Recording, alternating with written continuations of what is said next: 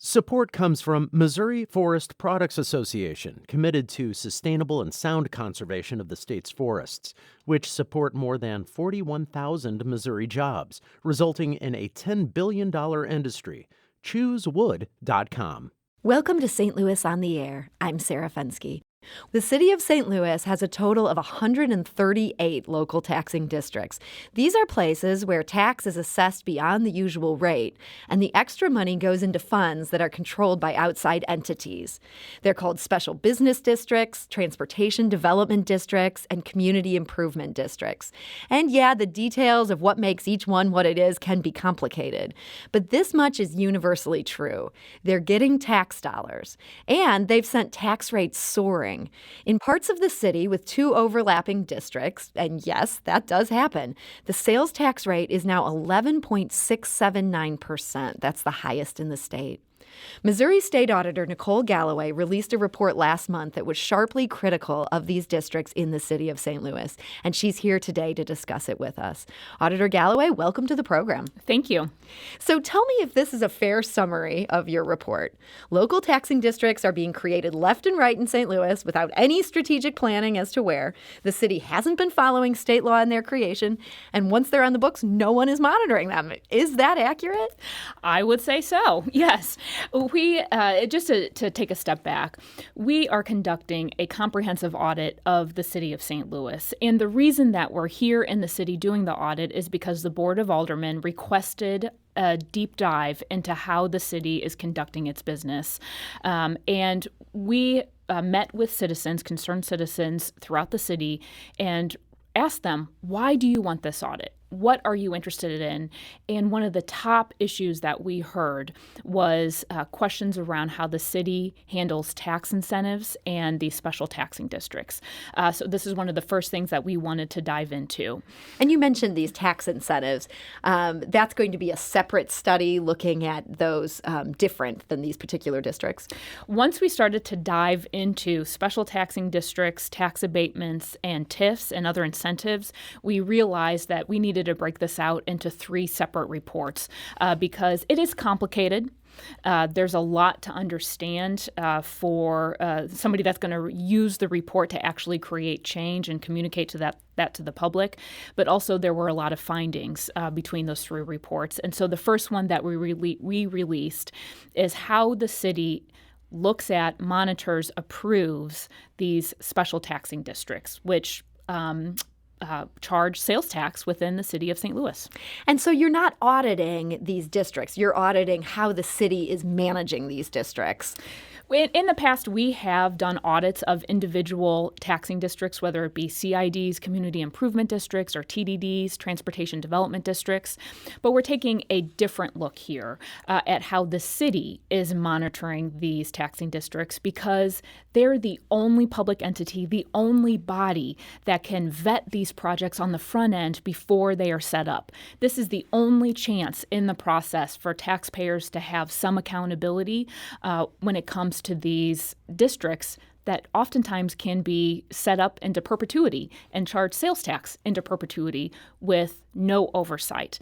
So we wanted to see how the city was doing when it came to these special taxing districts. And so how much money are we talking about overall? We mentioned there are 138 of these. Is this millions of dollars?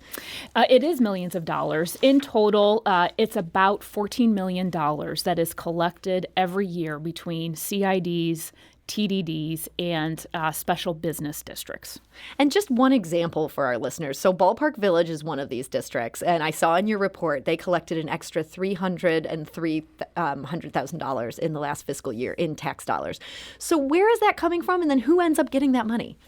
So if in these taxing districts, it's sales tax. So when you go and you pay for things, you are charged an additional sales tax.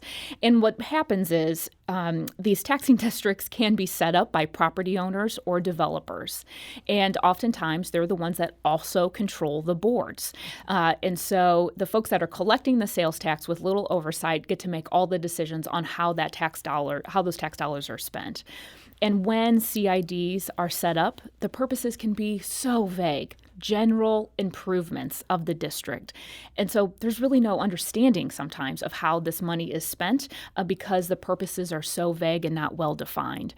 We want the city to do vetting of these special taxing districts on the front end so taxpayers are protected as their own money is collected and then spent. Do you have a question or comment for Auditor Nicole Galloway on this topic? Or later in the show, we'll also talk about some other topics. You can give us a call at 314-382-8255. That's 382-TALK. You can also send us a tweet at STL on air or email us at talk@stlpublicradio.org. Now, the city did respond to your audit. They had a 3-page letter. And just to be nice to our listeners, I'm not going to read the entire thing on the air. But they did allege that the report contains, quote, false conclusions. In one case, they note that you failed in 3 ways. They say, 1, you didn't take into account the, quote, economic and political differences among various local taxing districts and their corresponding projects. They say, 2, you've discounted the economic modeling analysis performed by the St. Louis Development Corporation. And 3, they say you ignore the role of the public, the affected residents and property owners, and the city's elected board of aldermen in planning for and implementing local tax districts. Now, I know that you had some responses to their letter, but let's talk about number 3. Do you get the sense that these districts are being planned by the aldermen in a proactive way and that that's playing that role of oversight that the city says it is? I do not get that sense because we heard from aldermen who are concerned about the use of special taxing districts. And right now what the city does is look to see, are the basic bare minimum requirements under the law met? And they're not taking that extra step to protect taxpayers and saying, is this a valid project? Should this be set up in the first place before they start increasing sales tax on their residents? And these taxing districts, as you mentioned previously, are layered on top of each other. There are 25 layered taxing districts, meaning that you have some of the highest sales taxes in the state, in the city of St. Louis, and taxpayers don't have the appropriate measure of accountability when it comes to these districts. You know, in the city responses, I was disappointed that they were not willing to change. They were not willing to adapt their practices and were resistant to that change. Because when it comes down to it, these are public dollars. These are public entities. There needs to be transparency and accountability, just as we would demand in any other public body, any other government at the state level, at the local level. These are public bodies too. And this is not the city's money. It is taxpayer money, and it should be protected. Now, you note that many of these taxing district boards don't include anybody independent of the developer or the property owner who's benefiting from them. What could the city do going forward to change that practice? The city does have the ability to influence these boards. They have not appointed advisors to CID boards as they are allowed to. They could create TDD boards that are not totally controlled by the developer and have an independent person on these boards. So there is someone besides those that benefit the most from these tax dollars on the board vetting the projects and having a say. So the city would have the ability to say, you have to compose this in a different way.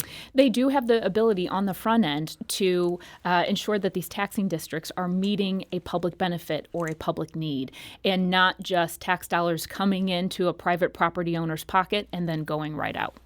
Let's talk about one egregious example from this report. This is the Washington Avenue Transportation Development District. And according to this audit, in exchange for the tax revenue they're collecting, they're supposed to provide parking to the city. And instead, you write in the audit that they're leasing the spaces to the residents of their own apartment building. You write that the city has known about this since 2014. First of all, any response to you bringing this up again? This is an example of an abuse of transportation development districts. When a private property owner can draw lines around a parcel of land and just start charging sales tax in the name of improvements, but yet not doing anything with that money to actually improve the property for the public good. There's a parking lot that exists. They're charging sales tax through the TDD for the parking lot, but then also charging people to park on the parking lot. They're basically double dipping, and all those funds are going to those property owners or private developers. When you pay your taxes, that is not what you think you're going to be spending your money on, right? You want public improvements. Taxpayers want a return on their investment, and this is inappropriate, and something needs to be done about it. So with an example like this, with this parking lot, and we can speak hypothetically if that makes you more comfortable, what could the city be doing if the purpose has skewed to the point that it's not even the purpose that they originally said? Can they take action and get involved with the running of a district like this? Yes, they can get involved with this. And we have passed this on to law enforcement to see if there is some additional things that can be done. When these taxing districts are set up, as I said, oftentimes they're set specifically so there are no voters, no outside individuals within the bounds of these special taxing districts. So property owners get to control everything. No bidding. No bidding of contracts, which is crazy. In the city of St. Louis and other aspects in St. Louis County, you want competitive bidding on how tax dollars are being spent, and yet that is not happening. I mean, it's just rife with conflicts of interest that are at the expense of the taxpayers in this city. You mentioned turning things over to law enforcement. And just to clarify, do you mean specifically in this parking lot case that we're talking about? That's something you forwarded? Yes, in regards to the Washington Avenue TDD. Okay, so there might be some action on that. Tell me this, once these districts are formed, what would have to happen for them to go away? Well, unfortunately, some have been created to charge sales tax in perpetuity. That's why it is so important on the front end that elected representatives, which in this case would be the city of St. Louis, vet these projects and have some say. Okay, so some will just go on and on. Right. Some have to be approved. They're set up to be approved every so often, every 20 years or 30 years or 15 years or something like that. I want to see legislative changes in Jefferson City so these types of abuses cannot happen. To just put this in perspective, the city of St. Louis has about 86 CIDs. Statewide, there are 400. Okay. And we find abuses across the state. And I want to see legislative changes so we can reduce the conflict of interest, we can have better representation on these public boards, and that sales tax cannot be charged in perpetuity for vague spending and vague purposes. We're talking to State Auditor Nicole Galloway. We need to take a quick break. We'll be back shortly to continue this conversation. This is St. Louis on the Air on St. Louis Public Radio, 90.7 KWMU. And now back to our conversation with State Auditor Nicole Galloway. Do you have a question or comment for the auditor? You can give us a call at 314-382-8255. That's 382-TALK. Or you can send us a tweet at STL on Air or email us at talk@stlpublicradio.org. And we have received some questions from our listeners based on what we were talking about in the first half of our conversation. One of them is from GT, who writes in our Facebook group, will Auditor Galloway commit to working with Missouri legislators to reform special taxing district? At today's TIF Commission meeting, that's tax increment financing, a sort of similar thing to what we were just talking about in depth, the St. Louis Development Corporation repeated its policy of encouraging developers to utilize CIDs and TDDs for TIF projects. The developers control such districts. Nicole Galloway, what would you say to that question? Absolutely. We have worked with Republican legislators to create change when it comes to these special taxing districts. Years ago, my office could not audit these taxing districts unless there was a petition from voters within the district. And as I just explained, they're so often drawn with no voters. And so they were a black hole. They escaped the sunlight. They escaped accountability. And we worked with the legislature to change that law, and it was signed into law, and I was very proud of that. And that has led us to the path where we are right now, where we're auditing these taxing districts and finding out what the issues are. And as we uncover them, we are reaching out to legislators, and they're reaching out to us because they want to see change, right? We want to protect the taxpayers in this state. Some of the things that I would like to see as far as legislative changes is making sure that there is some diversity on these boards, meaning that they're not totally controlled by the developer or the property owner. I also want to see that these have to be approved by a governing body over a period of time, meaning you can't charge a sales tax in perpetuity for almost no no purpose, and then it's very difficult for taxpayers to have any say on what is happening within those taxing districts at any period of time. So this would maybe be something where it would have to come up for renewal? Right. Or it would phase out over time? That is correct. That is correct. I also want to see the CID statute changed because right now it can be a vague purpose, any improvement within the district. Well, as we have seen, like in Van Buren, down in Carter County, where we just released an audit there, the governing board illegally used about $300,000, took $10,000 of taxpayer money and built a beer cave, right? That is not a community improvement district or in a community improvement. And so there has to be changes to strengthen these laws of how the tax dollars are being spent on the front end. Okay, and those are changes you'd like to see the legislature take on. Yes. And we'll work on. Yes. So as you mentioned, as we just began our conversation, this is part of a much bigger audit that's going to look at pretty much everything across the city of St. Louis. And as you said, this is just kind of the beginning. What comes next in your efforts to get a handle on this giant entity? Right. So we do have some audits that are forthcoming. As I mentioned, we're doing tax abatements and TIFs. We also have the Board of Aldermen, the comptroller, the treasurer, slate. All of those audits are underway and will be released in the first half of next year. All of those in the first half? We have released some already. They have not gotten a significant amount of attention because they're in the divisions or departments within the city. So IT, personnel, supplies.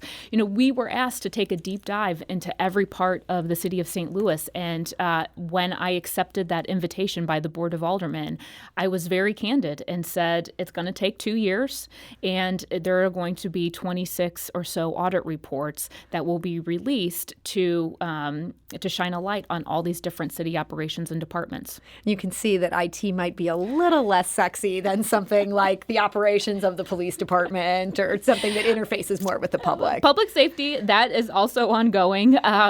But I do really appreciate cybersecurity and good controls around IT, so don't downplay it. It's important. It's good that we have people who geek out over this important stuff, even if those of us reading the reports maybe don't bother to do an entire show about it on St. Louis on the Air. That public safety part of the audit that you mentioned, that's obviously a huge deal. Are you going to look at just basic things like operations, or are you also going to look at, some of the complaints that have come out of things like police shootings and residents being upset about some of the operations of that department? We are looking at the operations within the Department of Public Safety and the programs that they run. One of the concerns that brought this audit on was the use of overtime, and so we are looking at personnel policies there. You have to recall that there's been a change in the Public Safety Department. It is now under local control within the city, and so this is the first audit that has been done with this new governance or oversight within public safety. And so what kind of timeline are you on for that being finished? You say it's currently underway? It is. I believe that it will, again, that's one that will be released in the first half of next year. Okay, so that'll be coming soon. Yes. We also heard from a number of listeners today. Everybody has the pet project that they want to make sure you're going to include in this audit, but we did hear from a number of people who are asking about the airport privatization process. Is that something that your audit's going to get into? We will audit the airport. That was done several years ago when this audit was when the city was first audited, I think back in 2010. We have been paying attention to what is happening with the privatization and the process that is underway. I will say it is hard to see where this is going right now, and I know that there are a lot of questions. I don't know where the conclusion is going to be on this process that the city is undertaking right now. And so I think it's important to understand that for our audits, we take a look in the rearview mirror, right? We look at what has happened already and the decisions made around that process. And so when we initiate that audit, we'll have to see where they are in this total process. But I absolutely understand the questions that citizens have surrounding what the city is undertaking right now. So depending on what happens in that process, that may be something that falls into the airport audit or that you take a closer closer look at? Right. I think we don't know where this process is going. We don't know when the conclusion or the final decision is. And so, we have to, when we conduct an audit, we can't be as forward-thinking, I think, as folks would like us to be because a decision hasn't been made, right? The process hasn't been completed. And so we're absolutely looking at this. That's a no-brainer. Okay. Well, in addition to all of this work in auditing the city of St. Louis, which feels like a full-time job in and of itself, and in addition to all the other audits that you're responsible for all around the state, you are also running to become governor of this state. And this feels a bit like an uphill battle just in terms of how the state has turned very strongly Republican. You'd be running as a Democrat. What do you think it's going to take for a Democrat to win the governor's office back? I proved in 2018 that a Democrat can win statewide. We outperformed the top of the ticket by 12 points, and I am proud of that. And the reason I believe that is because I went everywhere in this state and talked to working families and understood what issues matter for them and let them know that I am fighting for them. It's my job to hold Jefferson City and politicians accountable. And right now in Jefferson City, if you are well connected, if you are an insider, you get what you want. Meanwhile, Missouri families feel like they are left behind and that when people make decisions, like the governor makes a decision, it doesn't include them. The consequences and what happens as a result of that decision does not include them. Do you think the governor is engaging in cronyism? Is that sort of what you're saying there about how well-connected people are doing well in Jefferson City? They certainly are. I mean, he has been in Jefferson City for decades. He's part of the old way of doing things. When looking for solutions to some of Missouri's greatest problems, he continuously reaches to the past, to the same insiders that have gotten us to the point where we are right now. Do you want to give us an example of that? I mean, think about healthcare. Healthcare, when no matter where I travel in this state, urban, rural areas, people are talking about the terrible quality of healthcare in the state right now because 100,000 kids have been kicked off their health insurance by the governor. We have not expanded Medicaid like so many Republican governors have done. And that means that there's 250,000 working Missourians that do not have access to health care or health insurance. That is unacceptable, and we shouldn't have to settle for this. Yet the insiders in Jefferson City are deciding this is the way it should be. Well, Missouri State Auditor Nicole Galloway, I want to thank you so much for joining us today. Yes, thank you. And good luck to you both in this audit and as you try to retake a state house in a state that it's gone very red. So you've got some challenges on both fronts. This is St. Louis on the Air on St. Louis Public Radio. That's 90.7 KWMU.